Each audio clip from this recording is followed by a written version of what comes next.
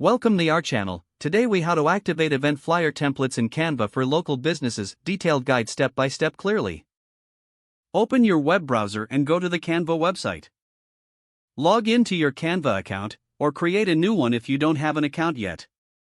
Once you are logged in, look for the search bar at the top of the home page. Type event flyer templates into the search bar and press enter. Browse through the available templates to find one that suits your local business event.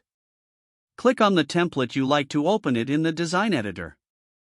On the left side of the screen, you will see various customization options. To customize the text, click on any text box within the template. Delete the existing text and type in your own event details. You can adjust the font size, style, and color using the options at the top of the editor. Next, change the images on the flyer if needed. Click on the image you want to replace, and then select Replace from the toolbar options.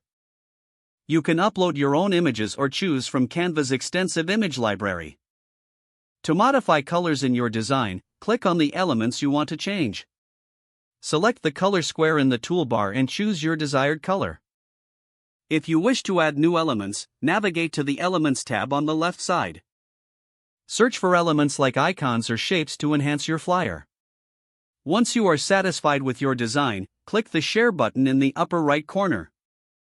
From the drop-down menu, select Download to save your flyer. Choose the file type you prefer, such as PNG, JPG, or PDF. Finally, click the Download button to save your event flyer to your device. Your event flyer is now ready to be printed or shared online.